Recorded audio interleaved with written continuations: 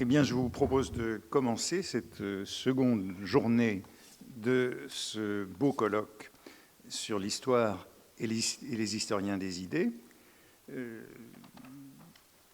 Il y a un petit changement que je viens d'apprendre, puisque M. André Charac ne sera pas là. Nous n'avons donc que 3 exposés ce matin au lieu de 4, et nous pouvons prendre un peu de temps. C'est d'ailleurs pourquoi nous commençons avec un quasi quart d'heure académique de retard. Et il se trouve qu'il n'y aura pas non plus de présentation, puisque vous avez un petit programme très complet qui nous donne des indications biographiques beaucoup mieux vérifiées, contrôlées que ce que je pourrais énoncer. Et je vais donc donner tout de suite la parole à Patricia Lombardo de l'Université de Genève, qui a donc... il était entendu que c'était des communications de 40 minutes, mais les communicants de ce matin peuvent s'autoriser à aller au-delà de ces 40 minutes, mais dans une limite raisonnable, bien entendu. Et le titre de Patricia Lombardo de l'Université de Genève sera « Lovejoy et la vie des idées », mais je crois qu'il est déjà au tableau derrière moi. Voilà, merci. Hier, dans sa belle conférence, Claudine Tiercelin a parlé de la force de l'idée. J'ai choisi un titre proche et différent. Proche parce que je pense que pour Lovejoy, certaines idées ont de la force, mais j'ai choisi le terme « vie » parce que dans un moment de son livre sur, qui s'appelle « La révolte contre le dualisme », The Revolt Against the Dualism, ce livre dans lequel il se prend aux théories monistes et il réclame une différence entre mind and body, entre le corps et l'esprit. Dans ce livre-là, il parle de cette tendance très forte chez l'être humain qui est celle d'avoir un commerce réel et vital avec des choses qui n'existent pas, soit parce qu'elles sont dans le passé, soit parce qu'elles doivent encore arriver. Vous voyez, c'est déjà l'idée qu'il y a des choses qui n'existent pas et des choses avec lesquelles on peut quand même avoir une relation vitale. Michelet disait que l'histoire pour lui était résurrection, pour Guizot c'était analyse, pour Thierry narration, et on peut dire, comme l'a suggéré d'ailleurs hier Claudine, on peut dire que pour Lovejoy, l'histoire c'est l'histoire qui l'intéresse, c'est-à-dire l'histoire des idées, c'est l'analyse chimique ou la chimie analytique, analytical chemistry, comme il dit en anglais, et que les éléments de cette chimie qu'il faut décomposer sont les célèbres unit ideas, idées, unités. Claudine l'a rappelé aussi, cette idée des idées unités a suscité pas mal de critiques et pas mal d'attaques. Alors, je voudrais voir un tout petit moment la justification de certaines attaques qui sont relatives au texte. Et ici, je dois préciser ma position, si vous voulez. Hier, Claudine a bien précisé la position de philosophe, entre-temps, certaines questions. Si vous voulez, moi, je me réclame de la position de critique littéraire. Et en tant que critique littéraire, je suis attentive au texte et je suis attentive à une chose qui séduisait beaucoup quand même Lovejoy, en dépit de cette rigidité de l'idée de unit ideas, à savoir la variabilité dans laquelle, dans un texte d'un même auteur, ou parfois d'un même texte, nous trouvons des notions, des concepts, des croyances différentes, et on reviendra sur cela. Donc je voudrais voir avec vous un de ces moments très synoptiques, très vol d'oiseau, qui ont fait un peu les accusations de continuiste pour Lovejoy. Tony Grafton, dans un article d'il y a quelques années très bien équilibré, très aristotélicien, il dit qu'aujourd'hui on n'est plus dans la question déterminer les continuités ou les discontinuités. En histoire, on n'est plus dans la gloire des continuités ni dans la gloire des ruptures. On voit que les deux choses peuvent s'articuler de manière harmonieuse ou différente. Alors ici, Lovejoy, dans son livre très très célèbre, le plus célèbre, pas traduit en français, comme l'œuvre de Lovejoy en général. Je sais que David de Simonetta est en train de traduire, ou a déjà traduit du moins 2 essais de Lovejoy, et j'espère que cette opération de la traduction de Lovejoy aura lieu en français. C'est assez scandaleux, je trouve qu'il n'ait jamais été traduit. Donc, dans son livre très célèbre, celui auquel on se réfère en général lorsqu'on accuse ces historiens des idées de continuisme, d'être dans la continuité, j'ai pris une phrase qui justifie ce grand vol d'oiseaux, ce grand moment synoptique. Lovejoy est en train de parler de la théorie de l'échelle de la nature, Scala Naturae d'Aristote, et voilà comment il part, si vous voulez, dans ce grand vol sur le temps et les espaces. Le résultat de cette théorie d'Aristote était la conception du système et de la structure du monde que, through the Middle Ages and down to the late 18th century, alors vous voyez le grand moment historique de siècle après des siècles, through, down, magnifique, immense, des philosophes, des scientifiques et tous les hommes cultivés, ou la plupart des hommes cultivés, accepter cette idée sans aucune question, sans se poser même pas la question, que l'univers était composé comme une grande chaîne d'êtres, et cette chaîne d'êtres était composée d'un nombre infini de liens qui vont de l'échelle la plus basse, des objets qui ne sont presque pas existants, jusqu'à l'échelle la plus haute, celle de Dieu. C'est donc, vous voyez, ce grand mouvement. Dans ce grand mouvement de ces textes, et on revient un peu à une question on avait posée hier, à savoir la question de est-ce que l'histoire des idées peut être une discipline ? On avait dit, peut-être ça ne l'est pas, ou bien c'est une discipline indisciplinée. Et en effet, c'est une discipline composite, comme l'analyse chimique. Elle est une discipline composite parce que, par exemple, dans ce Great Chain of Being, à part l'histoire de tous ces siècles qu'on passe comme une grande cavalcade, à part cette histoire, on a des moments qui relèvent de l'histoire des sciences, des moments qui relèvent de l'histoire de la philosophie, des moments qui relèvent de la littérature et de l'histoire de la littérature. L'astronomie, beaucoup d'éléments de savoir différents dont on pourrait faire l'histoire sont convoqués dans ce texte.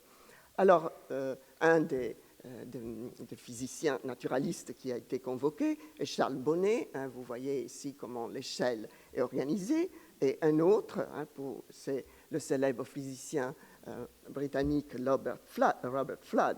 Et vous voyez ici un peu cette échelle très très compliquée qu'au fond on attribuait aussi au pauvre Lovejoy. Il faisait des cabales au fond avec ces unit ideas.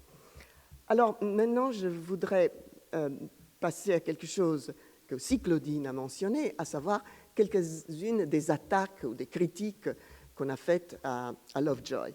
Et j'aurais envie de prendre quelques citations, quelques points d'un célèbre, très bel article de Quentin Skinner de 1969, Meaning and Understanding in the History of Ideas.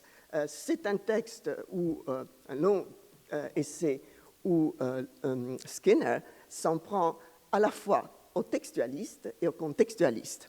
Ça va mal des deux côtés. Alors, les historiens textualistes, qu'est-ce qu'ils font ?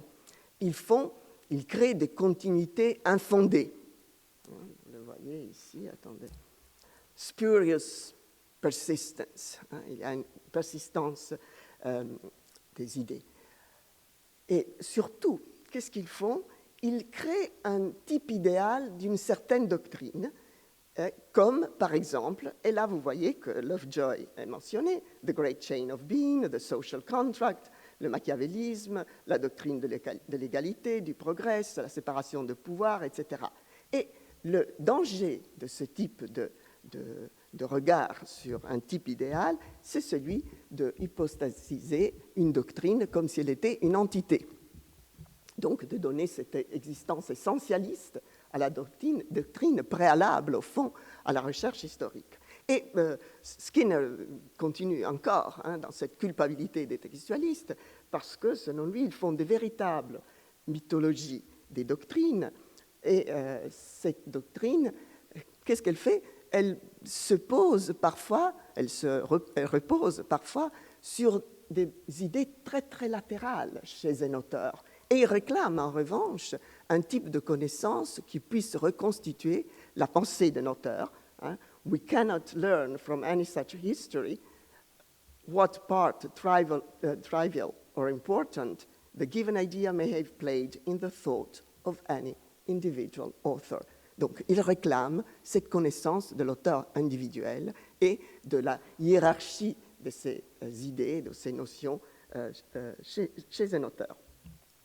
Et il attaque dans ce texte, je l'avais dit, dans cet article, aussi les contextualistes, c'est-à-dire les historiens qui fondent la recherche historique sur un déterminisme simple entre des faits d'ordre économique ou social et de faits de notre ordre. Donc, les deux vont mal. Et qu'est-ce qu'il faudrait faire, selon lui? Selon lui, l'inspiration de Skinner vient de la linguistique de J.L. Austin, à savoir, il faudrait vraiment s'interroger sur le performatif, c'est-à-dire sur le lien qui existe entre les mots et les actes, et surtout sur les intentions que les êtres humains pouvaient avoir dans ce lien.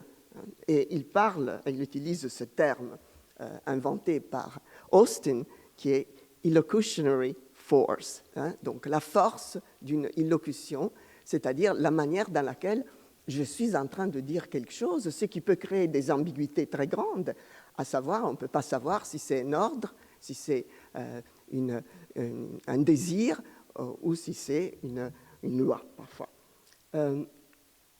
Alors, pour critiquer Lovejoy ou ceux qui sont dans le spurious persistence, Skinner utilise un exemple qui me semble un peu injuste vis-à-vis de Lovejoy. Il utilise l'exemple de, par exemple, l'utilisation du terme nobilitas à la Renaissance. Et il dit, ce terme-là, on peut l'utiliser de deux manières très différentes. On peut l'utiliser d'un côté pour indiquer la grandeur d'âme, et de l'autre côté, évidemment, pour indiquer une classe sociale. Et si on opte pour une vision ou pour l'autre, évidemment, on écrit un type d'histoire différente, et très très souvent, les deux choses sont ambiguës. Et il me semble qu'en exprimant ceci, Skinner est en train d'exprimer un des soucis les plus importants chez Lovejoy, à savoir le fait de l'ambiguïté du langage.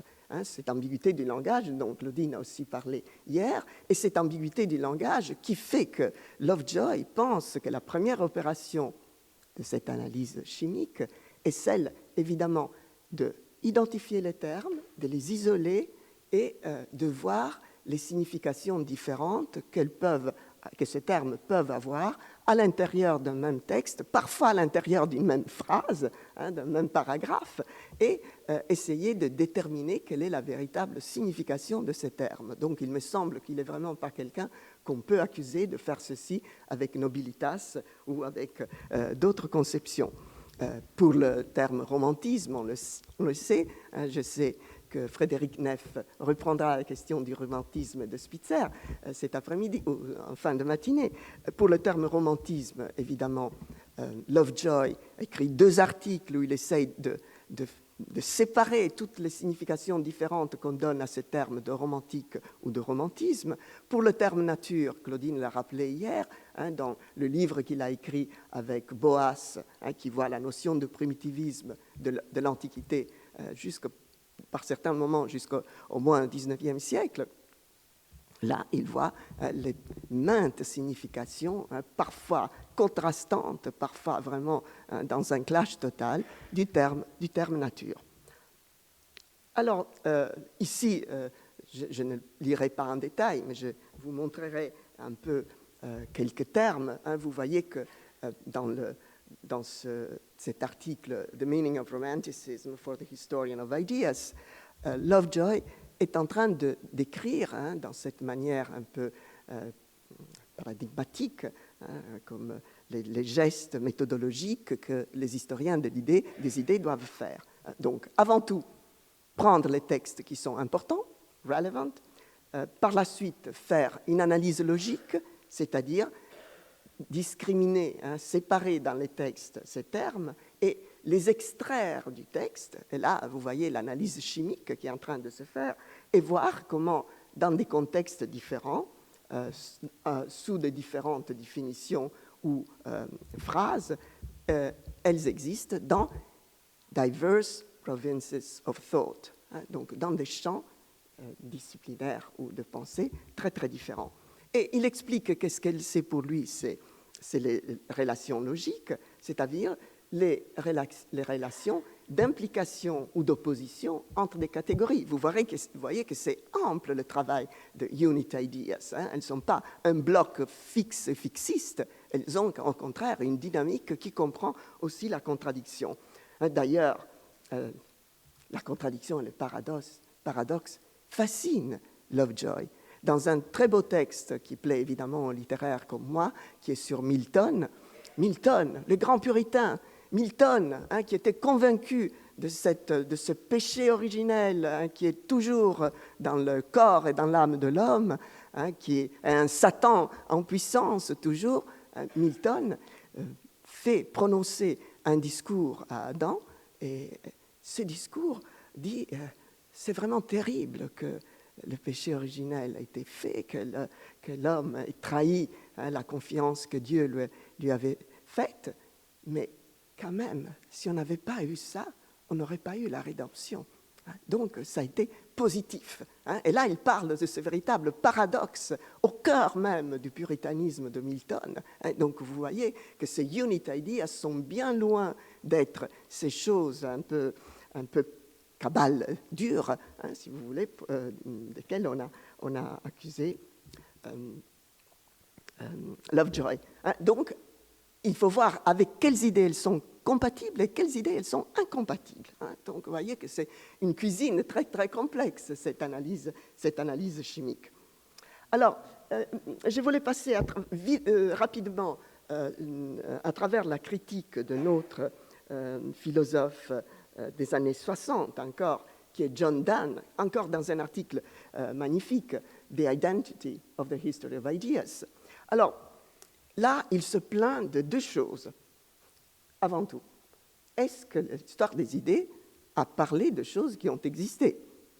Vous vous souvenez de ce que je vous ai dit au début? Pour Lovejoy, ce n'est pas un problème, parce que ce qui est important, c'est le commerce que nous pouvons avoir avec ces choses qui n'existent pas, parce qu'elles sont dans le passé ou à venir. Et après, il lui dit « Thinking is not simply a unitary performance ». Le fait de penser n'est pas cette unité, mais je viens de vous montrer justement comment c'est désuni. L'analyse chimique montre toutes ces composantes différentes qui jonglent de manière différente les unes avec les autres. Et surtout, il n'y a aucun récit, aucune explication d'une activité que nous reconnaissons dans les termes du sens commun, comme pensée. Alors, je pense que c'est particulièrement injuste, ce type de critique pour Lovejoy, mais on est toujours dans les généralités. Et vous savez, dans les généralités, on peut dire beaucoup de choses et faire dire beaucoup de choses aux autres. Et j'aurais envie de jouer un peu à la manière des peintres, avec des chiaroscuro, et vous montrer comment un autre dessin plus foncé de Lovejoy contraste justement cette idée, parce qu'il le dit très clairement, « The workings of the human mind », and c'est ça, donc la manière dans laquelle la tête humaine travaille, c'est ça le véritable objet de l'histoire des idées, ou une des fonctions de l'histoire des idées, et de voir toutes les diversités dans lesquelles le mind, l'esprit, la tête humaine peut travailler. Alors, je reprends encore un moment Skinner pour vous montrer comment lorsqu'on dit des grandes généralités, quand même la chose peut apparaître très très saisissante, mais en effet ça nous échappe. Et je défie le public de comprendre véritablement comment on peut faire cette opération que maintenant je vous montrerai comme étant l'opération que Skinner réclame. Il y a une méthodologie appropriée pour l'histoire des idées, selon lui. C'est déjà quelque chose. Et l'histoire des idées, donc, cette méthodologie doit être fondée sur l'idée, avant tout, de tracer the whole range of communications which could have been conventionally performed. Ah, vous voyez, c'est une opération quand même assez vaste, hein, même immense. The whole range, hein, toute la gamme des communications, comme aurait pu être faite de manière conventionnelle.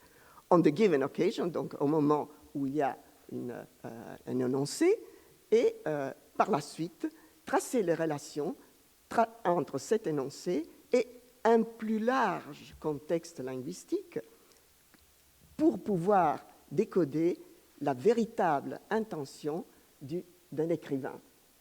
Alors, en étant littéraire peut-être, ou en ayant un tout petit peu d'esprit historique, je pense que c'est très difficile d'identifier toutes les véritables intentions d'un écrivain.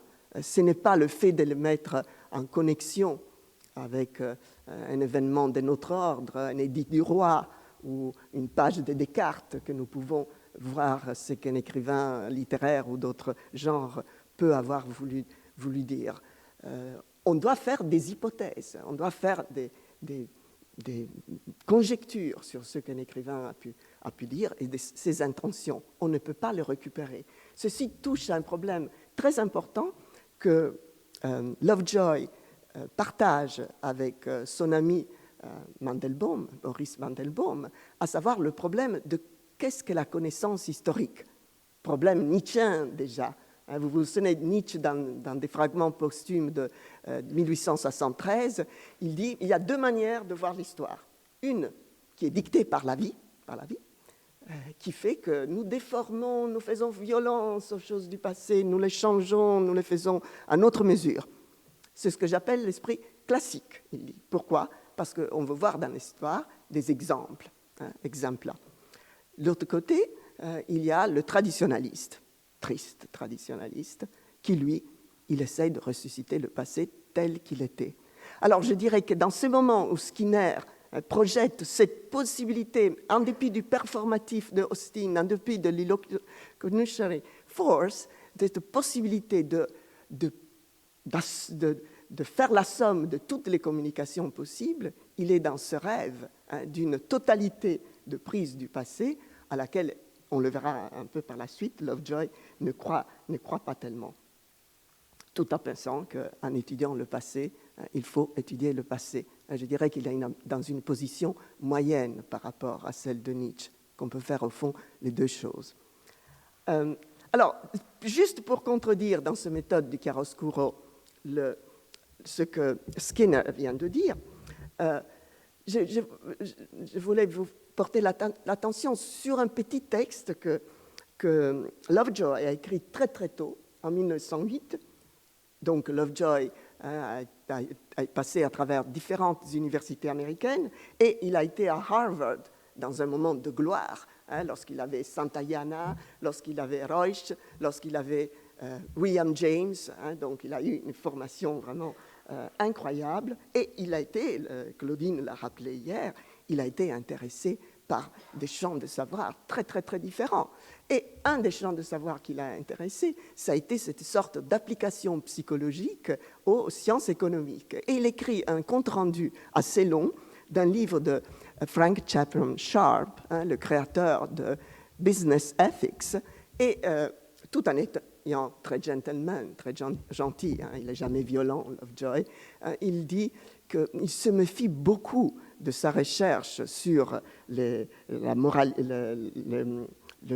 judgment, le jugement moral des contemporains américains, qui est fondé sur 100 étudiants en études agraires de l'université de Cincinnati et qui montre que ces étudiants ne sont pas du tout mus par la convention, par les idées reçues du milieu dans lequel ils se trouvent. Donc, qu'ils vont contre le milieu. Et Lovejoy dit, c'est quand même une double confusion. D'un côté, de penser que 100 étudiants du même groupe, en plus, tous en agraire, sont représentatifs des États-Unis et du monde. Hein, c'est la méfiance, si vous voulez, des humanistes vis-à-vis de l'expérimentalisme, des expériences avec des tests pour lesquels on pose des questions. Et de l'autre côté, c'est un peu vague vis-à-vis de la notion même de custom, parce que les mœurs sont partagées en deux choses très, très différentes qu'on ne peut pas confondre. D'un côté, il y a les habitudes de ce qu'on fait habituellement. De l'autre côté, il y a les approbations et les désapprobations qui se constituent dans une certaine communauté. Donc, vous voyez qu'à la manière de Hosting, si vous voulez, il est très sensible à ce rapport qui existe entre des déclarations spécifiques et ce qu'une communauté peut ressentir. Mais continuons pour encore contredire un peu Skinner, dans ce bel article de Skinner.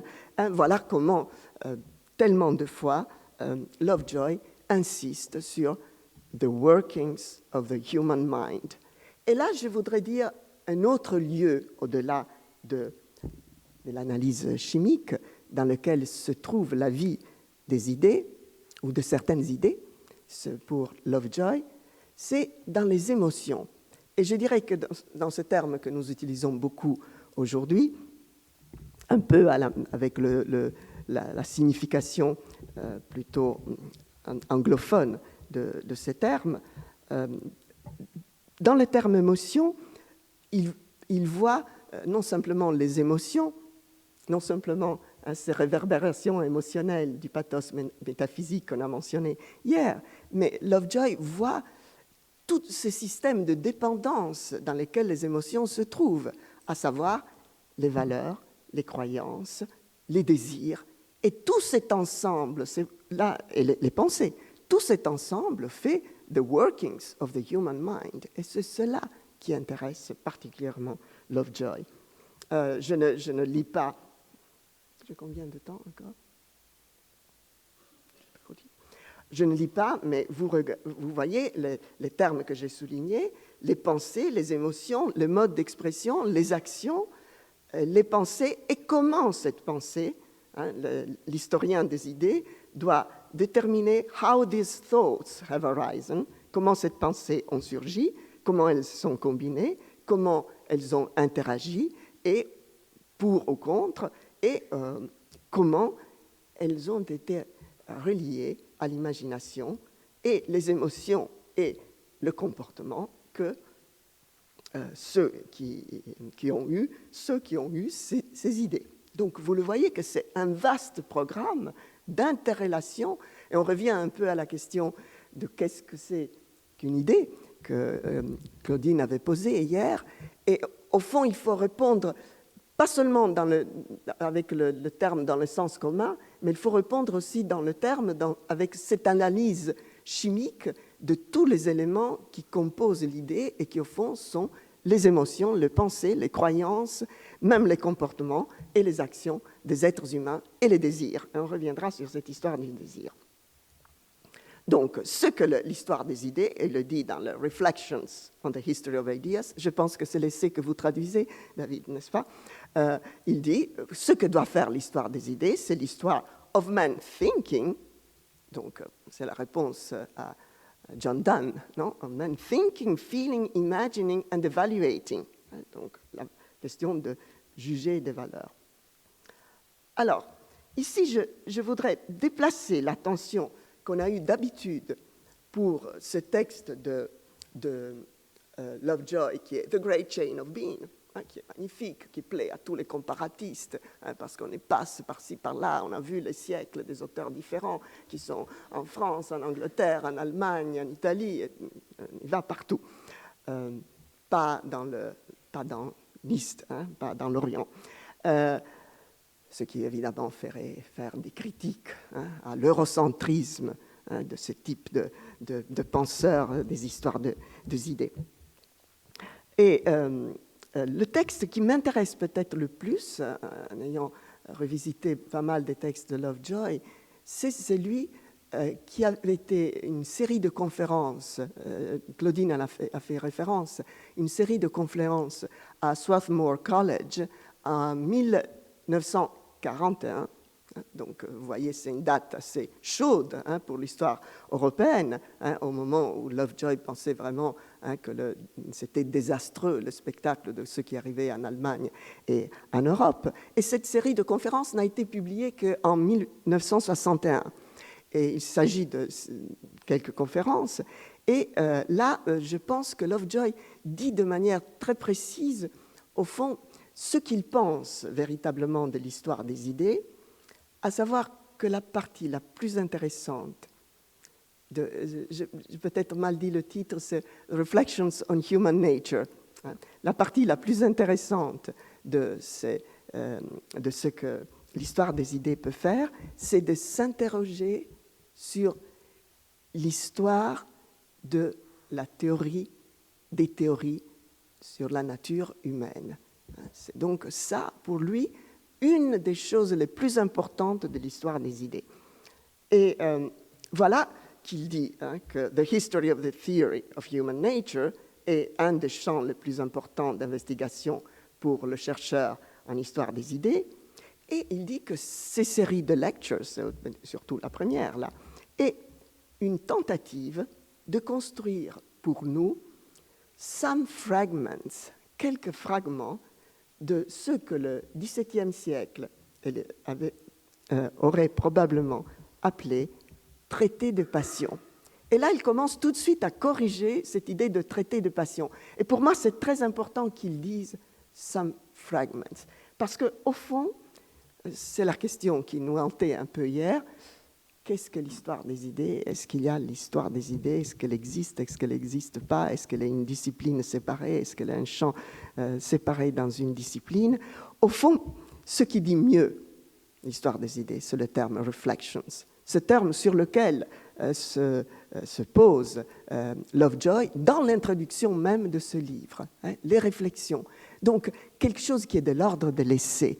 Et dans l'ordre de l'essai, vous pouvez avoir des considérations de type général, des rapports à des textes, des ponts que vous créez, plus ou moins violemment, entre des instances présentes et l'étude du passé. Donc, pour moi, les histoires des idées, je le dis un peu brutalement comme ça pour provoquer, l'histoire des idées, c'est une série de reflections, et surtout de reflections on human nature, on the theory of human nature. Alors, je ne continue pas, mais vous voyez, il dit que cette histoire des passions n'est pas vraiment à comprendre dans le sens passif qu'on donnait au XVIIe siècle au terme passion, mais qu'il est à comprendre en revanche dans un sens actif, c'est-à-dire what affective states operate as the distinctive springs of actions, le moteur de l'action in man, and how they so operate, et dans quelle manière elles opèrent. Et voilà qu'il il arrive à dire quelque chose qui me semble essentiel d'une histoire des idées, à savoir essayer de constituer des réflexions ou des petits fragments d'histoire de desires and motives, des désirs et des motivations des êtres humains, des désirs et des motivations. Un de ceux qui a reconnu désirs et motivations, excusez-moi, the way in which they appear to determine more or less deliberative voluntary choices, decisions by human agents to act in one way or another, plus ou moins volontaires, des choix plus ou moins volontaires et des décisions.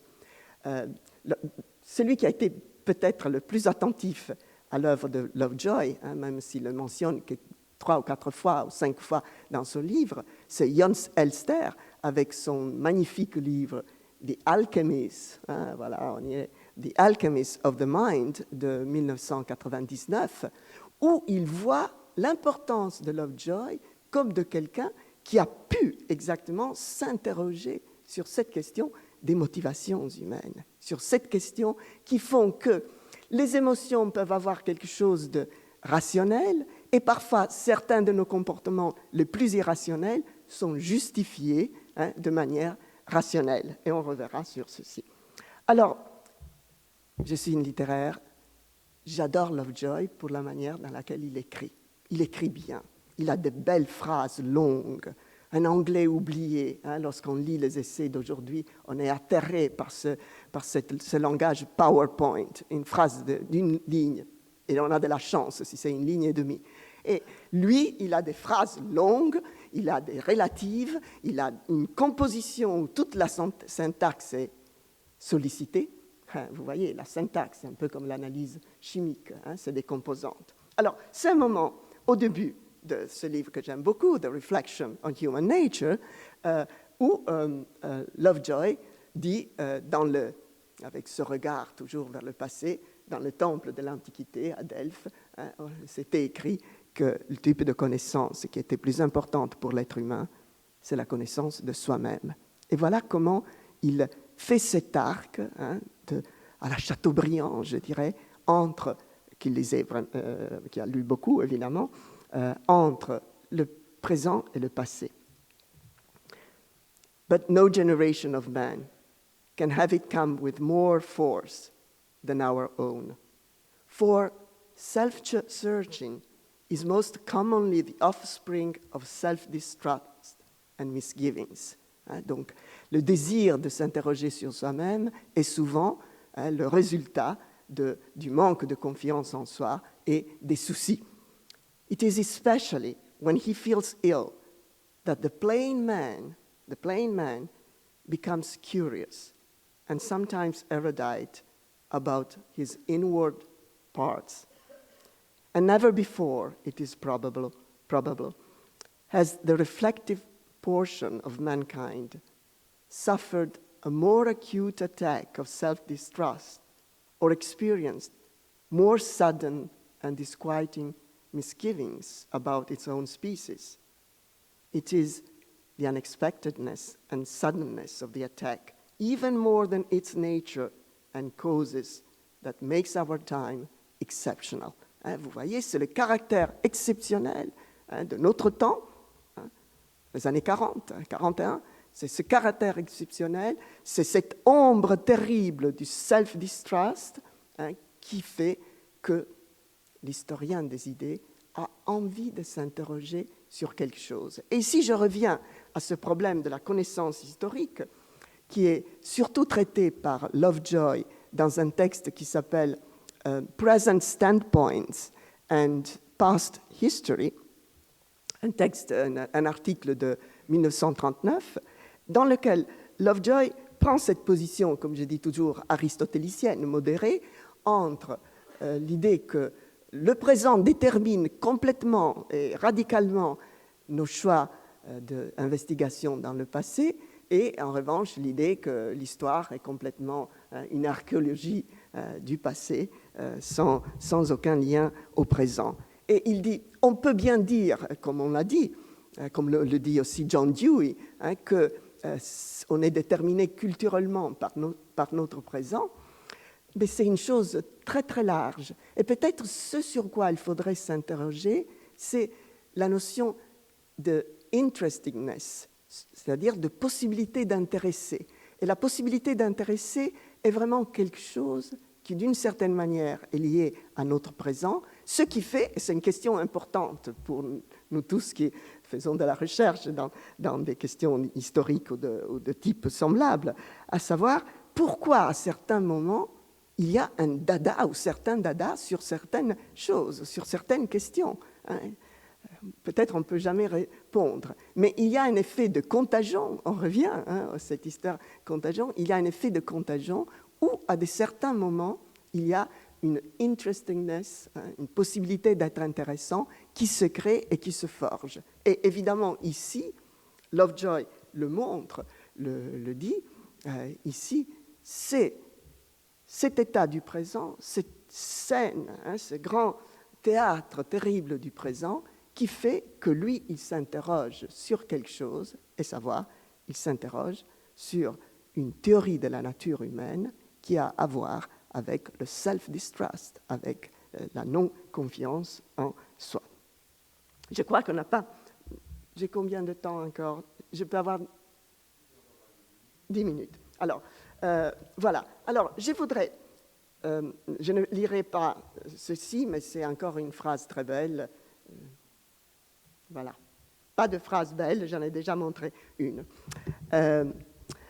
Alors, je voudrais passer maintenant, vous voyez cette liste que j'ai faite, je me suis amusée à faire la liste de ceux qui sont mentionnés dans ce Reflections on Human Nature, et je reprends encore une fois mon pauvre Skinner, que j'aime beaucoup d'ailleurs, qui dit « Ah là là, ces historiens des idées à la manière de Lovejoy, ils font des processions des textes et d'auteurs, des processions. » Et alors, je voudrais un peu voir comment ces processions sont la manière citationnelle, si vous voulez, de discuter des questions de motivation humaine. Et on pourrait dire, là, Claudine encore une fois l'a rappelé, et Lovejoy y insiste beaucoup, oui, on fait des travaux proches et différents, mais il y a des buts qui sont différents. Par exemple, le philosophe et le réformateur moral a évidemment besoin d'accrocher sa recherche au présent, et d'une manière très, très directe. Ce n'est pas le cas de l'historien, qui a un rapport, si vous voulez, thin, léger au présent. Ça existe, mais ce n'est pas une cause déterminante. Et je viens de le dire, la longue phrase que je viens de commenter montre ce lien dans la connaissance historique de quelque chose qui surgit du présent et détermine le choix d'un problème, le problème du self-distrust. Et je voudrais vous montrer comment ce self-distrust est discuté à travers, je dirais, des citations ou des références. Dans les grandes divisions disciplinaires, je pense qu'il y a une méthode que j'appelle strictement argumentative dans le sens philosophique et une méthode que j'appelle citationnelle. Ne confondez pas ce que je suis en train de dire avec le goût citationnel du n'importe quoi, de ce qu'on appelait le postmoderne. Le citationnel, c'est cette envie d'aller dans le texte et d'essayer de faire sortir de signification à travers le texte. Au fond, sans s'occuper de ce que Skinner trouvait un grand défaut, sans s'occuper de l'ensemble du système d'un certain penseur ou d'un certain philosophe. On prend une idée, cette question de la motivation humaine ou cette question de self-distrust, et cette idée, on la suit avec ces transformations à travers des citations. The Alchemy of the Mind de Jon Elster, qui est un livre, je dirais, de philosophe avec cette marque très forte de la philosophie analytique, est un livre qui cite longuement Montaigne, par exemple, La Rochefoucauld, Stendhal, qui nous fait voir que même le philosophe analytique, parfois, peut construire son raisonnement sur des raisonnements qui sont du passé. La question qu'on avait hier, pourquoi des choses du passé sont vivantes encore? Oui, parce qu'on peut saisir un problème là-dedans. Donc, je suis pour le citationnel. Et voilà ce que Lovejoy, un bon historien des réflexions sur la nature humaine, fait avec ses auteurs. Alors, vous voyez que l'ampleur est immense, on a des Américains, on a des Anglais, on a des Français. Et je dirais, la direction historique est désordonnée, j'ai mis les dates exprès. On passe du 17e au 16e, au 18e, et on revient en arrière. Donc, il n'y a pas du tout de chronologie minutieuse. On suit certaines idées, certains liens. Alors, essayons de voir un tout petit moment ce lien. Et il commence par Jonathan Edwards, qu'il a étudié très en détail.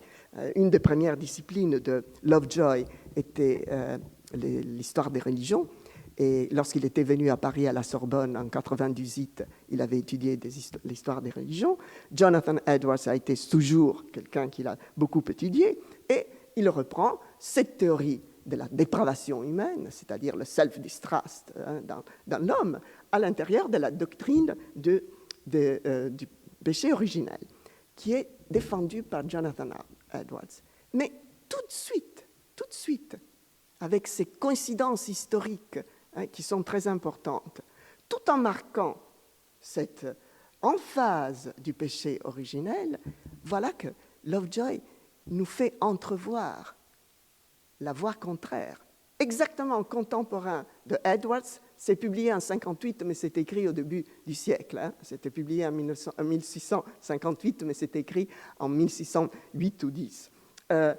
Le dissenter Taylor, qui, en revanche, ne proposait pas du tout la théorie du péché originel, mais au contraire, la théorie de la rédemption, atonement, la rédemption. Donc l'être humain est dépravé, mais, c'est l'argument d'Adam, mais il y a la possibilité de la rédemption. Et Lovejoy dit, c'est justement parce que Edwards sentait qu'il y avait quelque chose qui pouvait mettre en cause cette croyance totale dans le péché originel que Edwards était particulièrement virulent dans ses prêches, dans ses sermons sur ceci. Et vous voyez que même Voltaire, il le dit, Lovejoy, même c'est lui qui est le champion du progrès, même Voltaire ne résiste pas à la tentation de cette chose qui serpente à travers le temps, qui est l'idée de la dépravation humaine, et dans Dieu et les hommes, ce célèbre début où il dit « la plupart des hommes sont des ingrats, des jaloux, des méchants et même des lâches ». Donc il y a tout.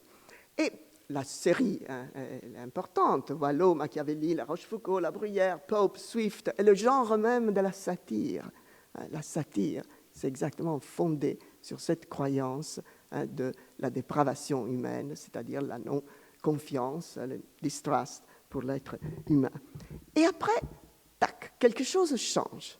Avec Addison, nous avons un moment de fatigue de cette dépravation humaine, de cette chanson qui revient. Mandelbaum dit d'une manière très juste, ce n'est pas vrai que c'est les continuités qui intéressent Lovejoy. Ce qui l'intéresse, c'est the recurrent ideas, les idées récurrentes. Vous voyez, c'est cette idée de la récurrence qui est bien plus importante que la continuité qui ferait une lignée chronologique simple.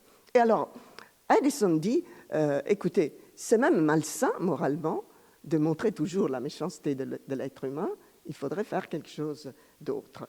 Et voilà que Vauvenargues, vous voyez, on passe de l'un à l'autre, de l'Angleterre à la France, que Vauvenargues même dit, et ici c'est essentiel, que le fait d'insister tellement sur la dépravation du genre humain, pour celui qui prend la parole pour dire cette dépravation, mais c'est un acte d'orgueil, à savoir un acte de vanité, parce qu'il veut bien dire que lui ne fait pas cette erreur que les êtres humains sont en train de faire.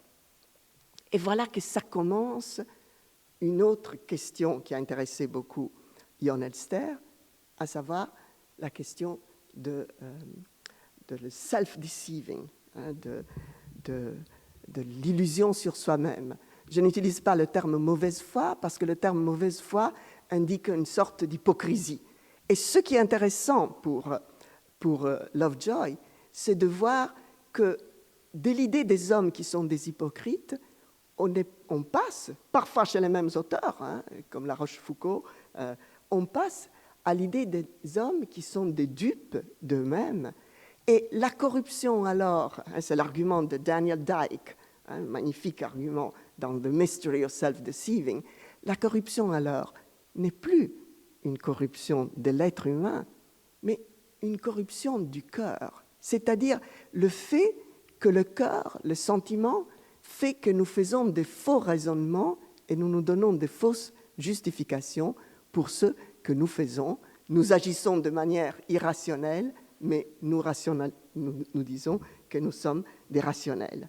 Et ce même intérêt pour la self-deception, pour l'illusion sur soi-même, est vu chez ces différents auteurs que je suis en train de mentionner, jusqu'au moment où il arrive chez les pères de la Constitution américaine, à savoir John Adams et Madison, qui, eux, construisent toute une vision du gouvernement et de la société qui, tout en ayant fondé sur cette idée que l'être humain est dépravé, peut changer dans un système de contrepoids comme la physique de Newton, peut changer et en revanche faire travailler les intérêts particuliers pour les intérêts publics. Loin de dire que Lovejoy est un penseur politique ou un historien de la pensée politique, ce qu'au fond Skinner voudrait que tous les historiens des idées soient, mais quand même, il donne la possibilité de voir comment cette histoire des motivations humaines, qui semblent des motivations individuelles ou de type religieux, deviennent quelque chose sur lequel on fonde une pensée politique, une pensée de la société. Alors, j'ai commencé de manière un peu rhétorique avec Michelet et la résurrection. J'ai dit que Lovejoy a cette position aristotélicienne vis-à-vis de la connaissance historique, mais je voudrais voir encore une émotion, si vous voulez, qui est présente chez Lovejoy et qui parfois apparaît chez certains penseurs. Et c'est l'émotion philosophique par excellence. Michelet, à un moment donné, après avoir étudié ces textes, il dit « Ah, j'étais saisi d'étonnement. J'étais saisi d'étonnement le moment où j'ai vu le personnage dont j'étais en train de parler, le paysan Jacques, juste là, devant moi.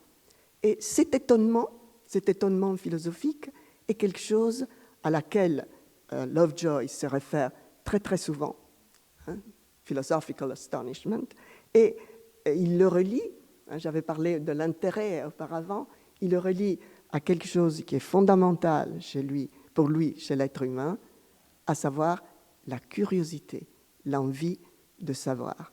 Vous voyez donc que son passage à travers ces émotions complexes entre les rationnels et le rationnel qui sont la self-deception, a aussi un counterpoise, un contrepoids dans cette émotion qui est l'émotion même de la recherche. Nous les appelons dans notre jargon de gens qui s'intéressent aux émotions, les émotions épistémiques.